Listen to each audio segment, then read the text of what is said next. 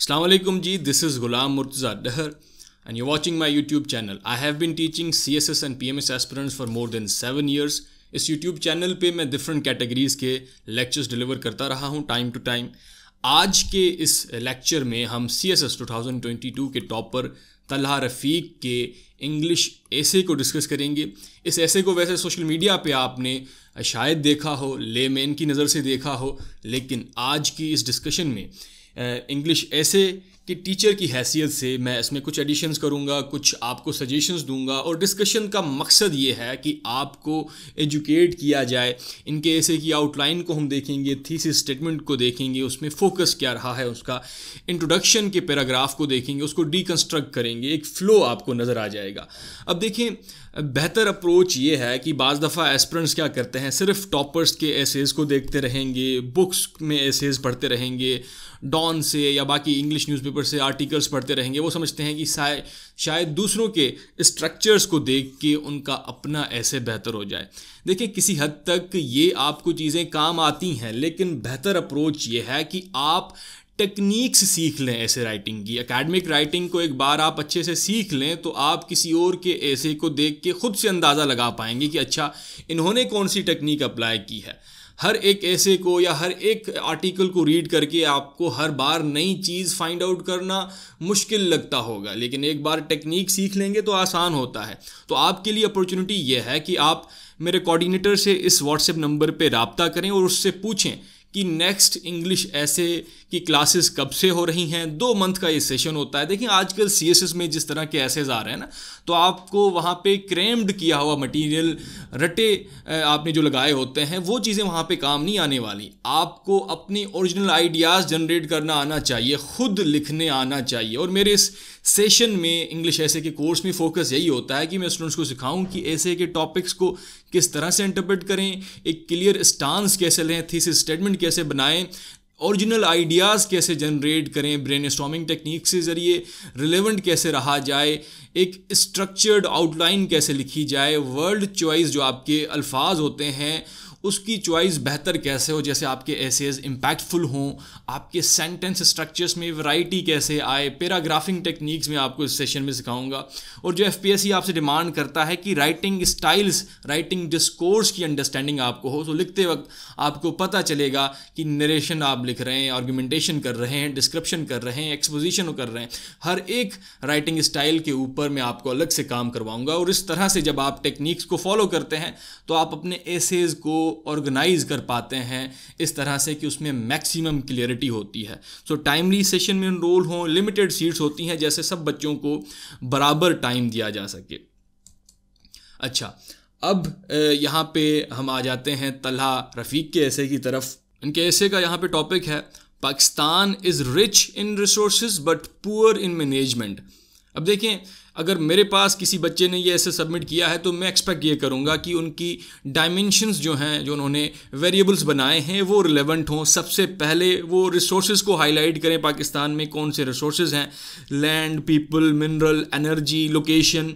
उसके बाद प्रॉब्लम वाला पार्ट हाईलाइट करें कि अच्छा इन रिसोर्सेज की मिसमैनेजमेंट का असर क्या नज़र आ रहा है हमें. और उसके बाद फैक्टर्स लिस्ट करें कि क्या रीज़न्स हैं जिनकी वजह से मिसमैनेजमेंट हो रही है रिसोर्सेज में. उसके बाद वो सजेशंस लिस्ट करें कि अच्छा इस मिसमैनेजमेंट को ओवरकम कैसे किया जा सकता है. अगर ये डायमेंशंस मौजूद हैं किसी के ऐसे में, बच्चे के इस टॉपिक पे अगर किसी ने ऐसे लिखा है तो वो रिलेवेंट ऐसे माना जाएगा.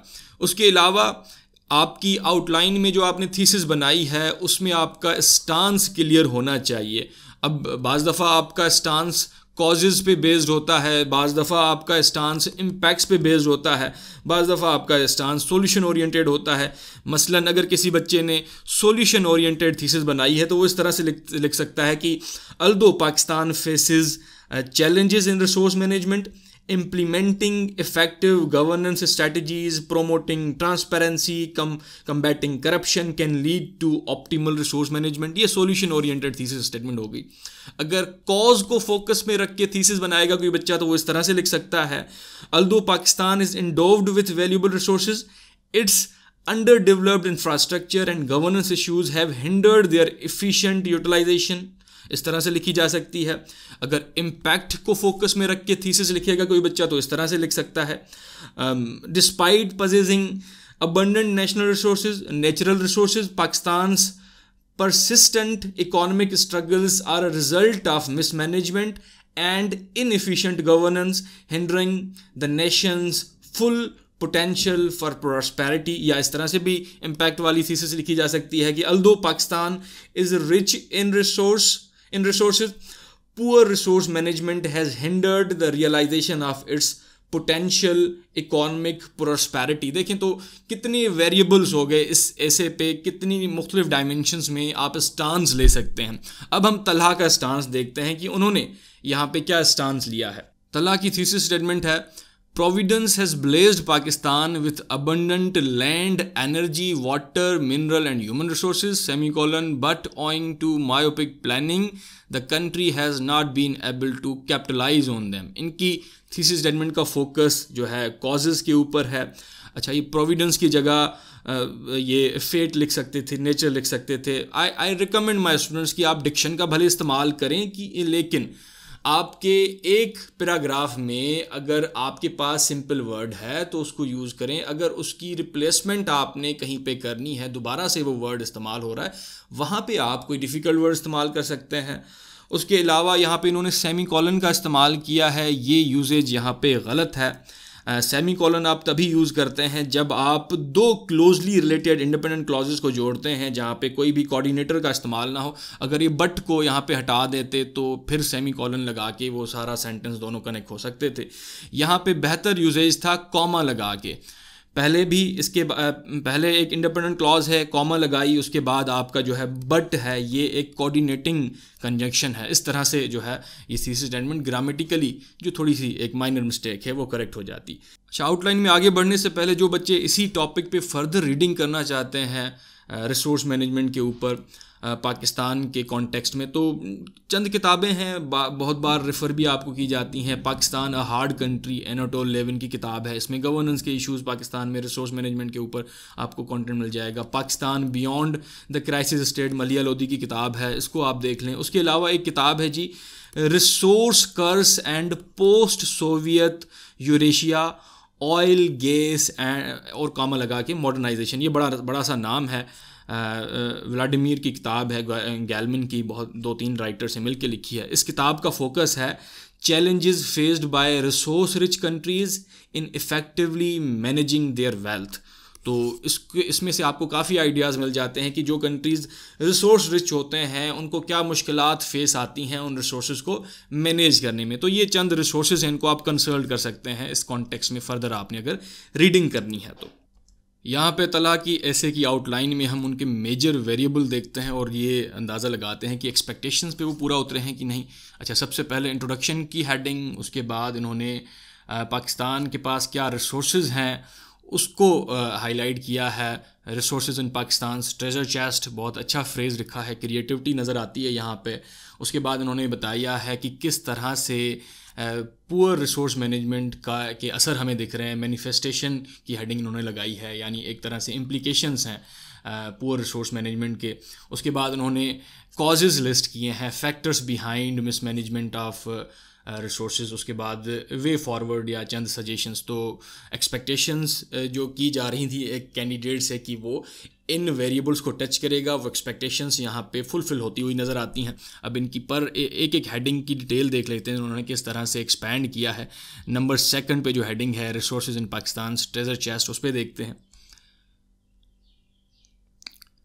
अच्छा, इन्होंने नंबर ऑफ़ जो रिसोर्सेज हैं उनको सब हेडिंग में जो है मेंशन कर दिया है। सबसे पहले non renewable energy resources, renewable energy resources, then minerals and salt, land and agriculture, water resources, human resources, और उसके बाद पाकिस्तान की लोकेशन। अब देखें ये जो आइडियाज़ हैं इनकी ऑर्गेनाइजेशन जो है आपका थॉट प्रोसेस ऐसे के पेपर में हाईलाइट करती है।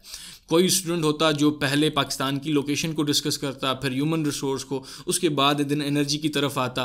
तो ये जो सब्जेक्टिविटी होती है इंग्लिश ऐसे के पेपर में, आइडियाज़ की ऑर्गेनाइजेशन हर एक कैंडिडेट की डिफरेंट नज़र आती है और उसी से ही एग्जामिनर अपने दिमाग में आपकी एक वर्चुअल पिक्चर बना रहा होता है और आपके ऐसे को स्कोर करता है। नेक्स्ट इन्होंने मैनिफेस्ट किया है कि किस तरह से पुअर रिसोर्स मैनेजमेंट की वजह से पाकिस्तान को चंद चीज़ें एक्सपीरियंस करनी पड़ रही हैं, या एक तरह से आप कह लें कि ये इम्प्लिकेशंस हैं पुअर रिसोर्स मैनेजमेंट के। देन क्या फैक्टर्स रिस्पॉन्सिबल हैं, नंबर ऑफ़ फैक्टर्स इन्होंने यहाँ पे मेंशन कर दिए हैं। उसके बाद वे फॉरवर्ड में ये एक एक पॉइंट पे एक एक इन्होंने पैराग्राफ लिखना है, तो आप इन सारे बुलेट्स को अगर काउंट कर लें तो ये इतने पैराग्राफ बनते हैं।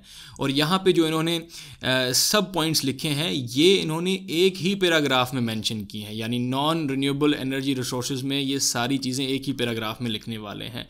और ये सारे जो इन्होंने रोमन नंबरिंग की है, ये बी पॉइंट में जो पैराग्राफ है इनका रिन्यूएबल एनर्जी रिसोर्सेज, उसमें एक पैराग्राफ में लिखने वाले हैं। अगर इन पे वो अलग अलग पैराग्राफ लिखने लगेंगे तो वो ऐसे इतना बड़ा हो जाएगा कि वो आपकी लेंथ जो आपसे रिक्वायर की गई है उससे आप एक्सपैंड कर जाएंगे। सो इन्होंने ये सब पॉइंट्स लिख के एक तरह से एग्जामिनर को ये बताया है कि ये जो साल्ट एंड मिनरल वाला पैराग्राफ है या रिन्यूएबल एनर्जी रिसोर्सेज है, इसकी बॉडी को किस तरह से ये डेवलप करने वाले हैं, मेन इनकी आर्गुमेंटेशन क्या है, तो ये आउटलाइन को देख के ही एग्जामिनर को अंदाज़ा हो जाए। प्रेजेंटेशन वाइज मेरी नज़र में ये जो आउटलाइन है इसकी प्रेजेंटेशन और ज़्यादा बेहतर हो सकती थी। जो बच्चों को मैं प्रेजेंटेशन सिखाता हूँ उसको अगर आप फॉलो करेंगे तो आपकी आउटलाइन और ज़्यादा स्टैंड आउट करती है। इनके इंट्रोडक्शन को देख लेते हैं किस तरह से इन्होंने इंट्रोड्यूस किया है टॉपिक को। जूम इन कर लेते हैं इसको। अकॉर्डिंग टू अ सही हदीस, the prophet Mohammad peace be upon him said that do not waste water even if you were at a running stream। वैसे ग्रामेटिकली यहाँ पे और लिखेंगे आप, वर का इस्तेमाल इसलिए इन्होंने किया है क्योंकि आपको ये हदीस की ट्रांसलेशन इसी तरह से मिलती है इंटरनेट पर। सो हदीस मेंशन करके इन्होंने फर्दर इसको एक्सपैंड किया है। द हदीस एक्सपॉन्ड्स upon the principle of resource management that the richness of a resource must never encourage extravagance in its use, rather prudent management of resources is the advisable way forward. देखिए introduction आप बहुत से तरीक़ों से start कर सकते हैं। Hook create करना लाजमी होता है। आप कोटेशन से स्टार्ट कर सकते हैं, हदीस से स्टार्ट कर सकते हैं। इन्होंने यहाँ पे कोटेशन लिखी है, उसके बाद उस कोटेशन को थोड़ा बहुत एक्सप्लेन किया है, अपने मेन टॉपिक से इन्होंने उसका लिंक इस्टेब्लिश किया है। बाद में ये ट्रांजिशन करके पाकिस्तान की तरफ आते हैं कि अच्छा कोटेशन लिखी, एक लिंक इस्टेब्लिश हो गया मेन टॉपिक से, प्रॉब्लम से, और उसके बाद पाकिस्तान की तरफ आ गए। उन्होंने लिखा है Pakistan today is facing a similar dilemma. अब देखिए टुडे का इस्तेमाल जो है ना, आप अगर टुडे पहले लिखें फिर भी आपका सेंटेंस करेक्ट है, टुडे बाद में लिखें फिर भी आपका सेंटेंस करेक्ट है। दोनों सूरतों में बस फोकस जो है वो चेंज हो जाता है। अगर आप टुडे पहले लिखते हैं तो आपका फोकस पाकिस्तान पे हो जाएगा, अगर आप टुडे बाद में लिखते हैं तो आपका फोकस टुडे पे हो जाता है। इसका मतलब कि जो पाकिस्तान मसाइल फेस कर रहा है वो आज की डेट में फेस कर रहा है।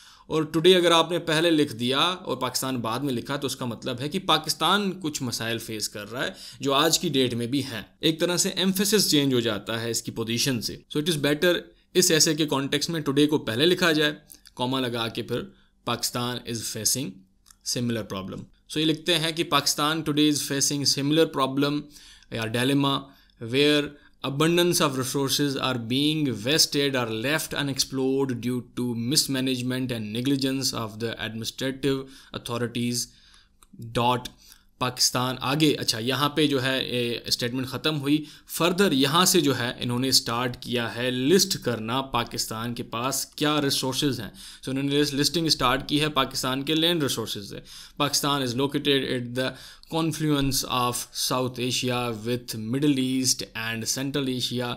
इन एडिशन करके फर्दर ये बताते हैं कि to this strategic location Pakistan has a large land mass of cultivable land, abundant water resources, access to warm water ports, large reservoirs of minerals and immense potential for production of energy from renewable and non-renewable resources। अब अगर यहाँ पे आप इसकी organisation देखें ideas की, तो उनकी आउटलाइन में इन्होंने renewable and non renewable sources पहले लिस्ट किए हैं, और जो इन्होंने रिसोर्स आखिर में आउटलाइन में लिखा है वहाँ से इन्होंने लिस्टिंग अपने इंट्रोडक्शन। एक क्रिएटिविटी है, आप चाहें तो उसी ऑर्गेनाइजेशन में लिख सकते हैं आइडियाज़ को, चाहें तो रिवर्स ऑर्डर में भी लिख सकते हैं, अपनी चॉइस है आपकी ये। अच्छा, रिसोर्सेज इन्होंने पाकिस्तान के पास क्या है वो लिस्ट कर लिए। फर्दर अब ये हाईलाइट कर रहे हैं इसके बाद कि रिसोर्सेज की मिसमैनेजमेंट का असर क्या हो रहा है। Despite such luxuries Pakistan is suffering from recurrent energy crisis, low agricultural productivity, water crisis, economic crisis, the human resource is left underutilized and underdeveloped. और आखिर में ये अपनी थीसिस स्टेटमेंट पे अपने इंट्रोडक्शन को कंक्लूड करते हैं इन समरी लिख के, वही थीसिस स्टेटमेंट जो इन्होंने आउटलाइन में मेंशन की है। सो इनके इंट्रोडक्शन का फ्लो किस तरह से था, इन्होंने एक हदीस से स्टार्ट किया, कोटेशन से भी आप स्टार्ट कर सकते हैं, उसको थोड़ा सा आप एलाबोरेट करें अपने टॉपिक के साथ, लिंक इस्टेब्लिश करें, उसके बाद ट्रांजिशन करें मेन टॉपिक की तरफ, जो फिर आपकी आउटलाइन में आपने जिस तरह से ऑर्गेनाइजेशन की है अपने आइडियाज़ की, उसी तरह से लेके चलें।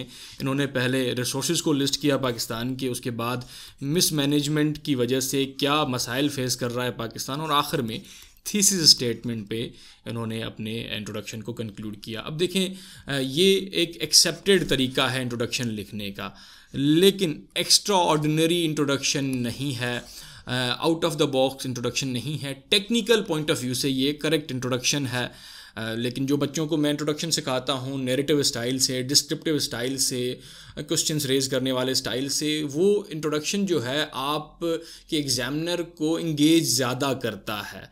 ये इंट्रोडक्शन एक्सेप्टेड है, इसको भी आप चाहें तो इसको प्रैक्टिस में ला सकते हैं। So that's all for this lecture. I hope आपने बहुत कुछ सीखा होगा इससे। अगेन मैं रिपीट करता चलूँ कि आप मेरे कोऑर्डिनेटर से इस नंबर पे रब्ता करके नेक्स्ट इंग्लिश कोर्स को ज्वाइन कर सकते हैं, उससे पूछ सकते हैं कि क्लासेस कब स्टार्ट हो रही हैं। जैसे आप टाइमली इस सेशन को ज्वाइन करें और अपने रिटन एक्सप्रेशन को CSS की जर्नी के स्टार्ट में ही इम्प्रूव कर लें।